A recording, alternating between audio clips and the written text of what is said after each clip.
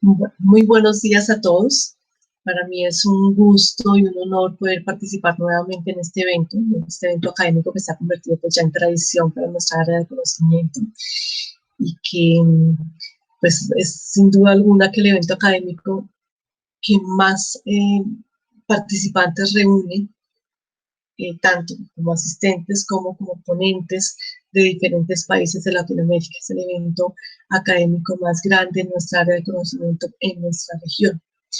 Y ello, pues, sin duda que lo ha convertido en este escenario y en este evento que sirve como pedal permanente para el crecimiento del desarrollo y el fortalecimiento de la psicología jurídica y forense.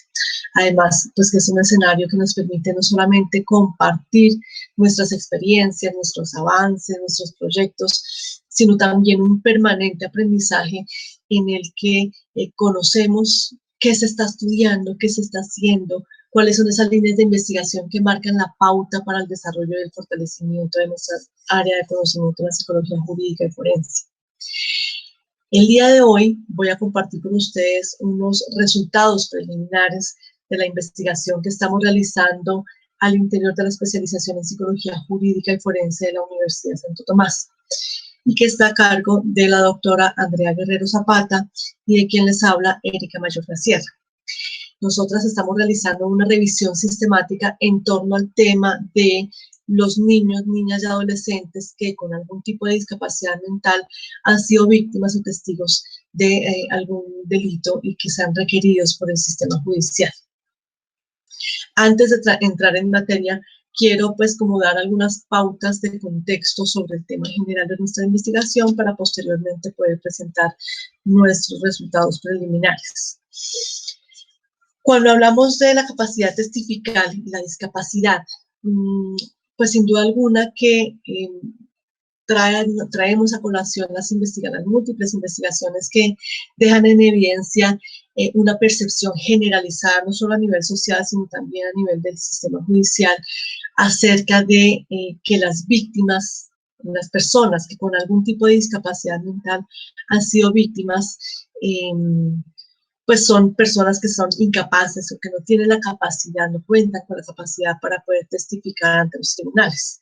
Y esto sucede no solamente con la discapacidad intelectual, esto también está generalizado a otro tipo de discapacidades, como el autismo, como el Down, como el TDAH, en donde se advierte que diferentes problemáticas y diferentes discapacidades, porque se hace la generalización de que si una persona tiene una discapacidad mental, pues no tiene la posibilidad o no tiene la capacidad para responder a las demandas del sistema judicial.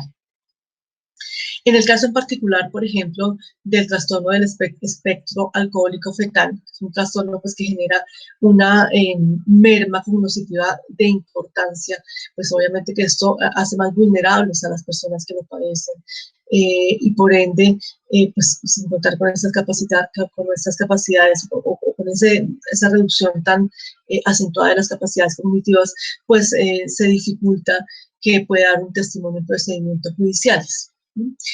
Sin embargo, pasa algo muy curioso y es que no se tienen en cuenta las variables individuales, ni siquiera se tiene en cuenta en algunas ocasiones el nivel o la severidad de la discapacidad. Bueno, pues entendemos que cuando es una discapacidad severa, pues hay muchas funciones que están bastante más reducidas. Sin embargo, cuando son discapacidades leves, pues sí que hay funciones, las personas son muy funcionales y podrían llegar a ser testigos confiables. Pero pues hay como una tendencia generalizada. Incluso Maras y su equipo en el 2017 refieren que en Inglaterra y en Gales las personas que tienen autismo no podían presentarse ante los tribunales a dar su testimonio. Y en los casos en que sí lograban llegar a esa instancia, los jueces siempre ponían resistencia, no eran muy receptivos a este tipo de información, a este tipo de testimonios por considerarlos pues poco confiables, ¿no? La población, por ejemplo, con trastorno de déficit de atención con hiperactividad pues es una población que tiene muchas dificultades en términos de control de la regulación de la conducta, el control de conducta, son muy impulsivos, tienen deficiencia en el seguimiento de instrucciones, tienen dificultades para centrar la atención por tiempos prolongados, y pues esto sin duda que dificulta algunas tareas. Sin embargo, pues los procesos cognitivos normalmente se pueden mantener intactos. Pero pues sí es una población que también la investigación científica ha considerado que tiene pues muchas dificultades para este tipo de labores. En esta misma línea, por ejemplo, cuando una persona que tiene algún tipo de discapacidad mental, algún tipo de discapacidad intelectual, ha sido víctima o testigo y es requerida para la identificación en ruedas fotográficas, pues se ha encontrado que tiene un desempeño más deficiente con respecto a los niños de su edad en condiciones normalizadas. Sin embargo, curiosamente, también se ha encontrado que hay en estos sujetos una mayor confianza en la precisión de sus respuestas. Confían más y se sienten muy seguros de la respuesta que están otorgando. En la misma línea, se encuentra que esta población, cuando se debe enfrentar al reconocimiento facial, suelen tener un rendimiento más deficiente también. Y además de ello, pues un rendimiento más deficiente en la identificación facial, pero además de ello tienen una menor comprensión, tienen una menor probabilidad de comprender la necesidad, la importancia y la complejidad de esta conducta de reconocimiento. Que no entienden por qué es tan importante y por qué como que deben poner todos esos esfuerzos cognitivos para poder hacerlo de una manera adecuada. Entonces, pues esta falta de comprensión especialmente, pues sí que dificulta su rol como testigos en estos procesos de identificación dentro del proceso judicial. Sin embargo, como mencioné hace un momento, pues claro, hay una percepción muy generalizada, tanto en la sociedad como en el sistema judicial, inclinados a pensar que las personas que tienen algún tipo de discapacidad pues no deberían ser, no pueden ser como testigos, sin tener en cuenta en muchas ocasiones algunas variables individuales, ¿no? Repito. Además, en esta línea también hay mucha investigación centrada en conocer la percepción que los jurados o las personas que toman la decisión judicial tienen acerca de esta población. En particular, se considera que los niños con discapacidades intelectuales podrían llegar a rendir testimonios precisos. Se ha encontrado que, especialmente con discapacidades intelectuales leves, pues pueden ser muy precisos en su testimonio, en la forma como relatan y en el contenido de lo que relatan, ¿no? Sin embargo, en los jurados hay una gran tendencia a percibir que estas declaraciones son poco confiables. Y pues consideran que, por ende, el testimonio que estos niños dan, que son niños con discapacidad, dan dentro del proceso, pues tienen menos detalles, no tienen con claridad una ubicación temporoespacial, son menos nutridos, como que tienen menos carnecita, y pues esto en comparación con la población normalizada, ¿no? Con niños con desarrollo típico. Entonces, eso nos lleva a pensar que son menos confiables, que su testimonio es menos creíble porque pues son menos precisos en ciertas situaciones, ¿no? Aunque pueden llegar a ser precisos en el contenido de alguna información, pues son menos confiables. Contrario a eso, bueno, medio contrario, medio en línea y medio contrario, está el estudio de Brown y Lewis, que indica que es un estudio con jurados simulados, e identificó que también en esta población había una calificación negativa del testigo infantil con discapacidad. Claro, aparte de considerar que las personas con discapacidad no son buenos testigos, no deberían ser testigos, no son buenos testigos, pues como que se hace un acento mayor en esta percepción por ser niños, por ser menores, ¿no? Se considera que, pues, además de la discapacidad, son niños, entonces pues que definitivamente no logran responder a ello. Y que son pues menos precisos, ellos encontraron que son menos precisos ante preguntas sugestivas, pero no por eso los consideran menos confiables. reconocen que hay una menor precisión, especialmente cuando responden a preguntas sugestivas, pero no por ello son menos confiables en el conjunto global. Se ha encontrado también que la memoria pues es fundamental para los detalles, ¿no? Para evocar esos detalles del evento, y esto pues resulta ser un predictor más de la confianza que se puede tener en el rendimiento de estas personas. Y cuando una persona tiene una discapacidad mental, una discapacidad intelectual, pues tiene en muchas de estas discapacidades, pues hay una reducción significativa en esos procesos de memoria, lo que conllevaría y explicaría pues esa ausencia de detalles, en la riqueza de los detalles en el momento de hacer un reporte. Ahora bien, con respecto a la evaluación que se hace de la capacidad de los niños, niñas o adolescentes con discapacidad en el momento de hacer un relato, las investigaciones científicas al respecto se han encontrado con que los niños con discapacidad intelectual leve podrían ser tan capaces o podrían tener un desempeño similar al de los niños sin discapacidad de la misma edad, pues en condiciones normalizadas, con un desarrollo típico. Además, también pues encontraron que los niños con discapacidades cognitivas, eso pues un poco como en la misma línea, con discapacidades cognitivas más graves, más severas, pues tienen cualitativamente más diferencias en aquellas variables y en aquellas competencias y dominios que se examinan para la capacidad de testificación. Incluso, por ejemplo, en los niños con discapacidades más graves, fueron algunas investigaciones un poco en línea con las que tienen que los niños con discapacidad también pueden llegar a ser precisos. Surge que es como una base que nos lleva a pensar a que gran parte, gran importancia tienen los profesionales que hacen las entrevistas, porque fíjense que se ha encontrado que los niños, incluso con discapacidades graves, pudieron llegar a ser muy precisos o más precisos en el contexto de las entrevistas forenses cuando se utilizaba el protocolo Mitch. Recuerden que este protocolo es un protocolo que está muy detallado, que es muy específico, que está muy, muy bien estructurado y con un respaldo pues, científico muy importante, y se ha comprobado que pues es muy eficiente y muy efectivo para recoger información confiable, para recoger información muy rica en detalles, para motivar el discurso libre de los niños que son entrevistados. Y además, pues, según estas investigaciones, pues se ha demostrado su eficacia también y su efectividad con población con discapacidad. Entonces, claro, no quiere decir que el protocolo Mitch les merme todas sus dificultades. Sin embargo, sí es un protocolo que favorece, pues, como la precisión en estos escenarios.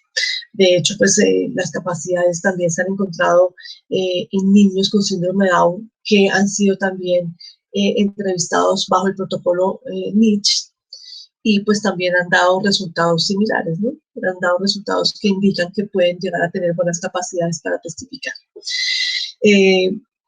¿A qué nos lleva esto? A pensar que, y lo que les mencioné hace un momento, a que el uso del protocolo Mitch pues se recomiende, la comunidad científica lo recomienda en gran medida, y reconoce también que es la entrevista y la forma como se haga la entrevista la que favorece o no favorece el desempeño de los niños con discapacidad en el momento de tener que dar un testimonio. En este sentido, debemos cuestionarnos cómo influye la entrevista en estos procesos. O sea, si partimos de saber que tenemos a un niño o un adolescente que tiene una discapacidad mental y que por ende tiene unas dificultades o una merma en algunas competencias y en algunos dominios, ¿cómo podemos ayudarle con la entrevista? ¿Cómo influye la forma como hacemos la entrevista? Sin duda alguna que la entrevista y pues eso lo sabemos en este momento, ya es un conocimiento muy generalizado, y es que la entrevista depende, la calidad de la entrevista depende no solamente del entrevistado, sino en gran medida y en mayor medida del entrevistador, de la capacitación que tenga este entrevistador, este profesional. Los niños con discapacidad intelectual y los niños pequeños con desarrollo típico se ha encontrado que pueden proporcionar información confiable. Es decir, se ha encontrado que si la entrevista, si la realiza un profesional experto, capacitado en estos temas, capacitado en la realización de entrevistas a niños con discapacidad, capacitado en el uso de protocolos, si se utiliza un protocolo adecuado y de la manera adecuada, porque recordemos que el asunto no está solamente en utilizar un protocolo adecuado en elegir el protocolo adecuado, sino en saberlo utilizar, en optimizar y aprovechar ese insumo que la ciencia y la comunidad científica nos brinda. Entonces, en esa medida, la investigación científica lo que nos dice es, ojo, puede haber un niño con discapacidad intelectual leve, no puede ser severa, leve, o incluso moderada, y poder tener un desempeño similar al de un niño con un desarrollo típico, ¿sí? En el sentido en que pueden proporcionar información confiable y concisa y precisa. Sin embargo, pues repito, esto depende en gran medida, creo que en la mayor medida, de la capacidad y de la agilidad y la experticia de los entrevistadores.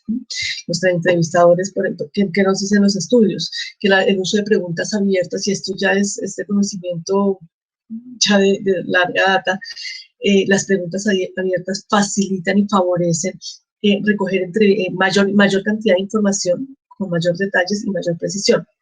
Sí que se pueden colar algunas imprecisiones, pero en términos de costo-beneficio, pues es más, permite recoger una información de mejor calidad.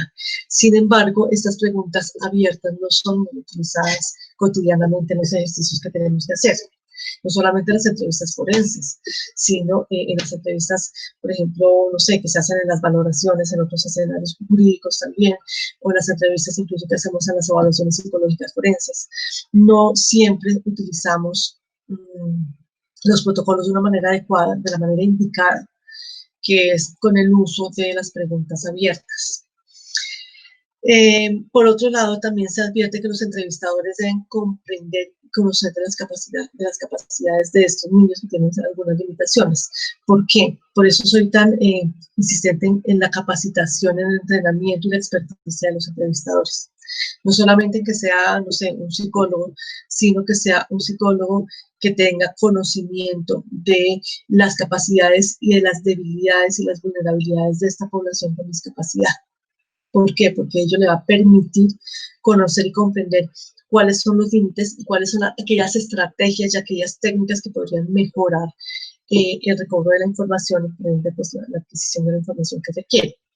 Los niños con autismo, por ejemplo, en estos niños se ha encontrado que la coherencia narrativa puede ser la misma comparada con los niños autistas, con los niños no autistas con la misma edad mental. Siempre y cuando pues la entrevista, el protocolo de entrevista se realice de una manera adecuada. O sea, podemos de alguna manera como que, no sé si es solapar, o por lo menos sí, no es solapar, es como manejar y controlar aquellas debilidades que los niños con discapacidad, pues especialmente con discapacidad leve o incluso moderada, podrían llegar a tener en el momento de rendir un testimonio. Esto pues nos lleva al replanteamiento que debemos hacer todos desde nuestra profesión, de la forma como hacemos las entrevistas y de la forma como los profesionales que están en el sistema hacen las entrevistas a esta población, porque requiere un conocimiento específico. Claro, todos los que trabajamos en estos temas necesitamos un conocimiento específico en protocolos de entrevista, en cómo debemos aplicarlos de una manera adecuada. Pero además de esto, también debemos tener un conocimiento acerca de estas discapacidades, porque claro, nosotros sabemos que los niños, la población con discapacidad, algún tipo de discapacidad mental, pues es población mucho más vulnerable. ¿Sí? Un niño, una niña, un adolescente con discapacidad intelectual, pues es más vulnerable a la victimización.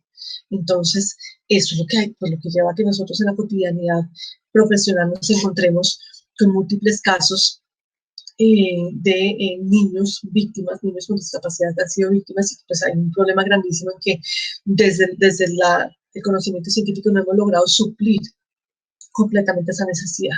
No hemos logrado realmente hacer propuestas que contribuyan de una manera muy importante a subsanar estas dificultades. La entrevista cognitiva es otro protocolo que puede, o que se ha comprobado, que puede mejorar la coherencia en los relatos narrativos de los niños con discapacidad intelectual. Claro, en el sentido de que, pues, al igual que el protocolo Nietzsche, que la mayoría de protocolos favorece el relato libre y pues con una adecuada conducción de la entrevista, pues se va a llegar a un resultado más favorable. Claro, con la entrevista cognitiva que se espera, pues que más detalles contextuales, porque pues, recordemos que la entrevista cognitiva inicia con una de esas vías de recobro de la información es la restauración del contexto. Esto lleva a que el niño pueda recobrar más detalles contextuales y con esto pueda evocar de una manera más fácil la información que se le está pidiendo, hacer secuencias lógicas de una manera más adecuada, que tener una ubicación temporoespacial también más definida, más clara, que después son los problemas que normalmente encontramos en esta población. Sin embargo, pues no disminuye la susceptibilidad de los niños a las preguntas engañosas. Y es que, claro, los seres humanos somos susceptibles a las preguntas engañosas, a las preguntas sugestivas, emotivas, los niños aún más, y los niños con discapacidad, pues sí que son mucho más vulnerables a este tipo de preguntas. Y desafortunadamente, pues en algunas ocasiones el desconocimiento de las características propias de esta población pues puede llevar sin duda al uso reiterado de este tipo de preguntas inadecuadas, que pues también lo vemos cotidianamente con población con desarrollo típico, ¿sí? Que hay un frecuente uso de preguntas sugestivas, de preguntas inductivas, de preguntas inadecuadas que logran permear y sesgar el reporte que hace el niño. Entonces, pues ese sesgo se acentúa aún más con población en condición de discapacidad. Con respecto a las preguntas y a la forma de las preguntas de lo que venimos hablando, en Canadá, por ejemplo, la Corte Suprema se pronunció advirtiendo que pues, es mejor utilizar que el tipo, mucho que se debe tener muy en cuenta el tipo de preguntas que se hagan en el momento de la testificación de un niño en condiciones de discapacidad. Además, advierten que debe realizarse estas preguntas, obviamente que deben tener todo el soporte teórico, no se preguntas engañosas, no se preguntas sugestivas, y deben realizarse antes del juicio y ser grabadas, de tal forma que como que se le quite una carga de estrés y ansiedad al menor que está dando su testimonio. Por otro lado, también se sugiere, en otros escenarios se ha sugerido eliminar las preguntas de contrainterrogatorio directo y que pues sugiere que las preguntas se ajusten realmente a cada caso en particular, que no seamos como tan modelo, tan molde de replicar las conductas, sino que ajustar las preguntas a cada caso en particular logra como un enganche más preciso con este niño, niña o adolescente. ¿Listo? Con respecto como al contexto general del tema de nuestra investigación, pues eso les comento. Ahora ya vamos a centrarnos de manera específica en lo que ha sido el desarrollo y los avances de nuestra revisión sistemática. La revisión sistemática surge a raíz o como de la necesidad que hay de delimitar y como de definir y de ponerle límites claros y condiciones claras a todas estas investigaciones de orden teórico que en algunas ocasiones pues no eran publicadas o eran publicadas en revistas pues, que no eran de alto impacto y que no tenían como una rigurosidad, sino que eran pues, básicamente como que cada persona lo hacía a su manera. Entonces, esta falta de criterio y de unicidad en los criterios para las publicaciones teóricas lleva poco a poco a la creación y a la definición de lo que hoy tenemos como una revisión sistemática.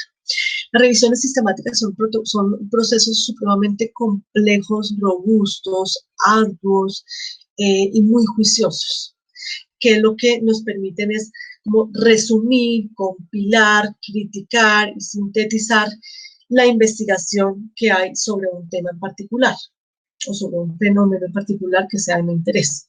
Entonces, lo que me permite es conocer los avances científicos, los avances en la investigación científica que hay en torno a un tema en particular. Pero me lo permite hacer, me permite llegar a ese objetivo, pues usando unos procesos muy, muy rigurosos, ¿no? Utilizando y desarrollando un procedimiento paso a paso muy riguroso, muy juicioso, que me va a permitir acceder a esa información, cumplir con ese objetivo de conocer qué es lo que se está trabajando sobre un tema en particular, pero pues con la certeza de que la información que yo recojo es de calidad y que está suficientemente organizada, muy bien organizada, de tal forma que pues, el resultado que yo voy a tener es realmente consistente y confiable y robusto. Se usan procesos de búsqueda, de catalogación, de ordenamiento, de análisis. No es que yo cojo la información, la leo ya, sino que el proceso de revisión sistemática me obliga a hacer una búsqueda muy juiciosa, muy rigurosa. Ya vamos a ver cómo es el proceso como detallado. Y a organizarla de manera específica, de manera particular, bajo unas categorías, analizarla de manera crítica y de ahí poder pues, ya responder a esto de conocer qué es lo que se está investigando sobre ese tema en particular. Contribuye al conocimiento actual, porque esto nos permite saber qué se ha investigado sobre este tema, qué hay hasta hoy. Esto, por ejemplo, la revisión sistemática evita que nosotros caigamos en realizar investigaciones que no hagan un aporte nuevo a la ciencia en la que estamos investigando.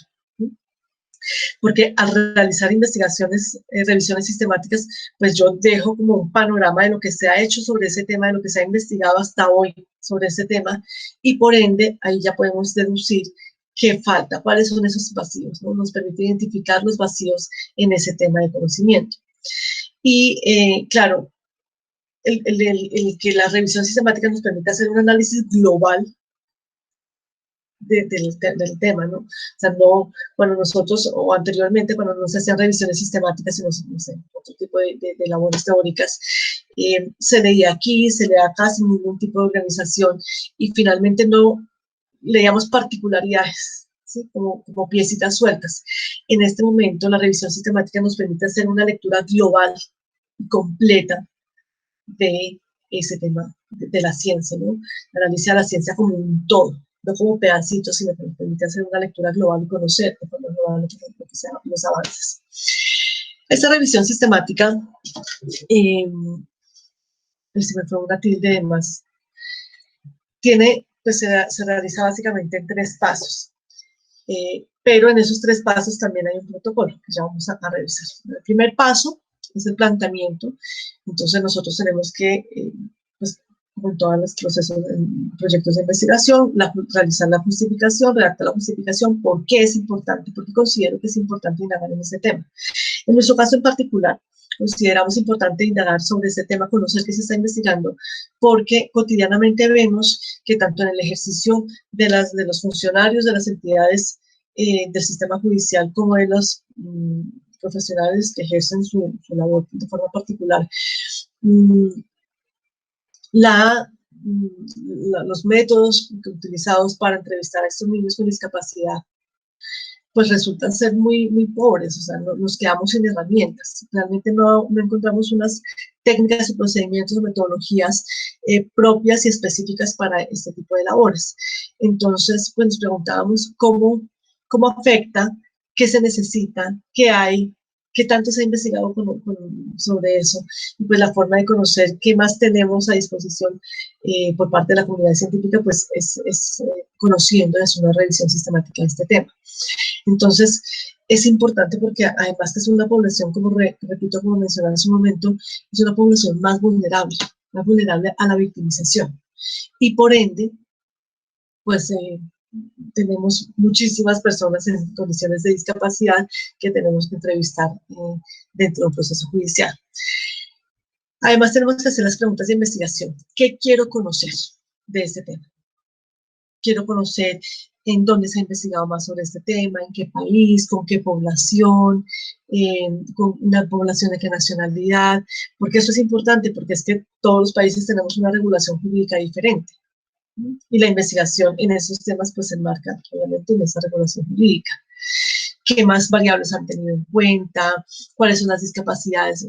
¿Cuáles son aquellos trastornos que son más prevalentes en esta población? Por ejemplo, aquí vimos que los estudios, lo que les presenté, los estudios indican o hablan con mayor énfasis de discapacidad intelectual, autismo, Down y TDAH. No menciono otro tipo de discapacidades.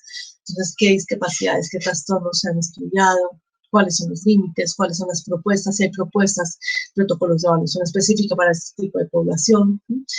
Y realizar un protocolo de búsqueda.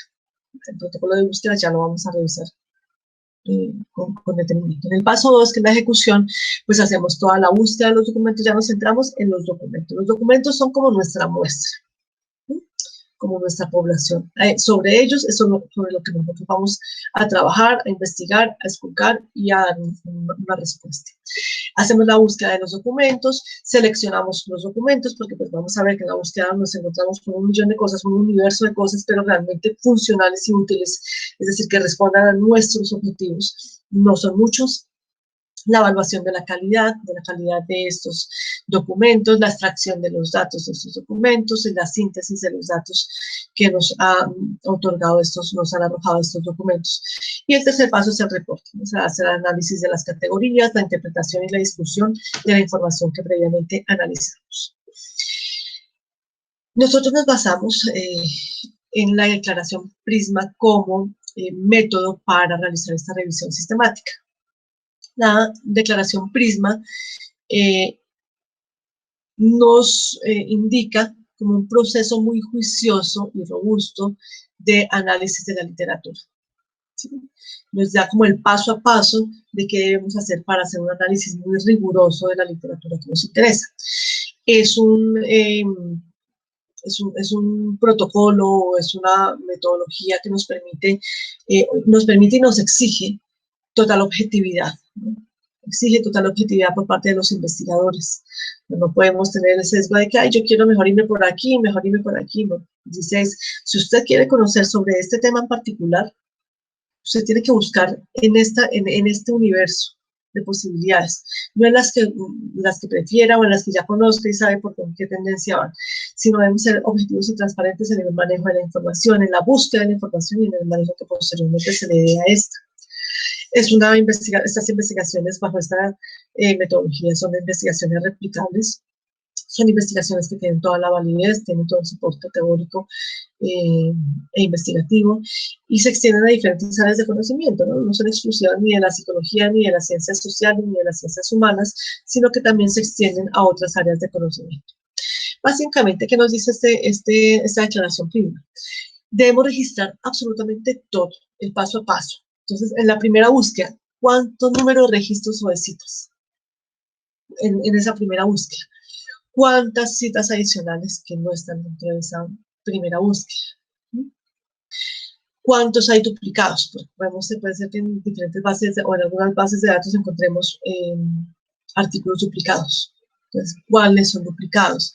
¿Cuáles nos sirvieron? ¿Cuántos no nos sirvieron? ¿Por qué sí nos sirvieron? ¿Por qué no nos sirvieron? Entonces, lo que nos dice la declaración PRISMA es, seamos muy rigurosos en el paso a paso, informemos sobre todo, de tal forma que podamos demostrar nuestra objetividad y nuestra transparencia en el desarrollo del proyecto.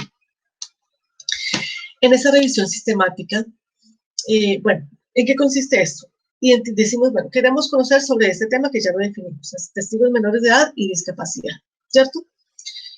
Ya planteamos la justificación y planteamos las preguntas. ¿Qué quiero saber sobre esto? Entonces, ahora decimos, bueno, ¿en dónde vamos a buscar? Elegimos unas bases de datos. ¿Cuáles bases de datos? Bases de datos, pues, de calidad, ¿no? Bases de datos que estén bien rankeadas, bases de datos que tengan revistas indexadas, que tengan revistas de revisión por pares, porque esto nos garantiza la calidad de la información.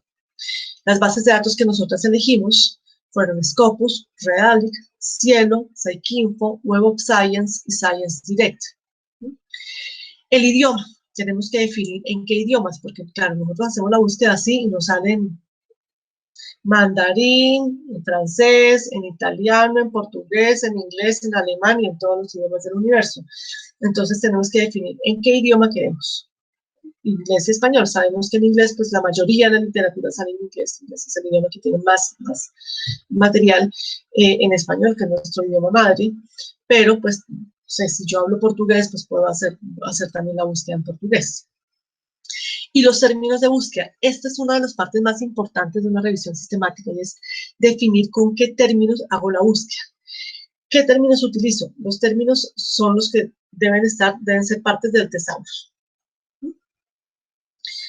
En este caso, nosotros utilizamos el término witness and deserve and child. Estos asteriscos hacen referencia a que puede ser diferentes palabras que tengan como base deserve y diferentes palabras que tengan como base child.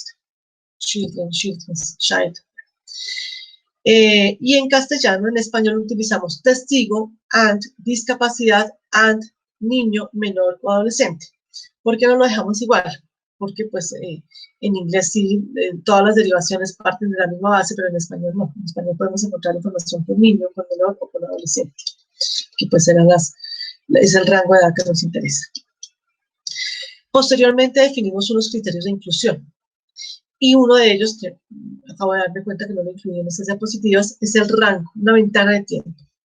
Las revisiones sistemáticas normalmente se hacen de 10 años.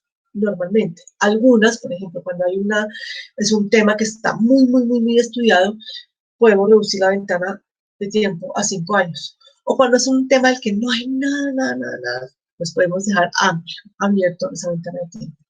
En este caso, cogimos una ventana de tiempo de 10 años, entonces recibimos todos los artículos que estén publicados entre 2011 y 2020.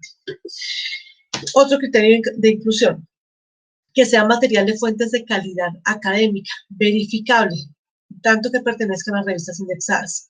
Es decir, aquellos artículos que pertenecen a revistas que no están indexadas quedaban por fuera.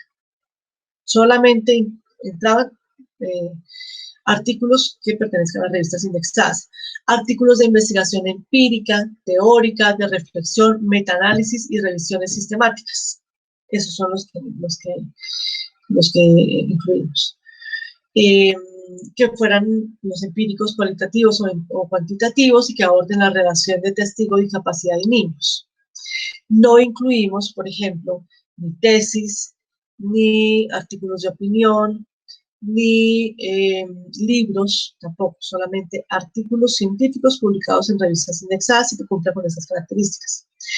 En aquellos artículos empíricos que la población o la muestra corresponda a niños, niñas o adolescentes de sexo masculino o femenino, con o sin identificación de patologías físicas de orden fisiológico y con identificación de diagnóstico psiquiátrico o psicológico, pues en tanto que estamos hablando de personas con discapacidad mental.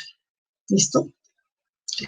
Bueno, los resultados preliminares, que ese es como el punto clave, nos dan un reporte inicial de esas 6 bases de datos de 182 artículos. Curiosamente, por ejemplo, en Redalyc no encontramos ningún artículo. A ver, revisemos la otra. En Science Direct encontramos un artículo. Entonces, un reporte inicial de 182 artículos. Hicimos una primera depuración, una revisión luego porque, a ver, nosotros metemos los criterios no se pueden cambiar, no se puede modificar ni una coma, como quedaron los términos de búsqueda. En inglés, en todas las bases de datos se buscan idénticos y en todas las bases de datos idénticos en español. ¿Por qué? Porque es la única forma de decir que con estos términos encontramos tanta información. Pero ya, todo lo que haya, 182 artículos. De esos 182 hicimos una primera depuración y nos dimos cuenta que había muchos de esos 182 que a pesar de haber sido como filtrados con esos términos de búsqueda, correspondían a otras áreas de conocimiento que no eran de nuestro interés. En esa primera depuración nos quedaron 73 artículos. Fíjense que depuramos un montón. Y luego se hace un acuerdo interjueces. En este acuerdo interjueces se reúnen 3 expertos en este tema, los investigadores y otro experto, y revisan uno a uno esos 73 artículos.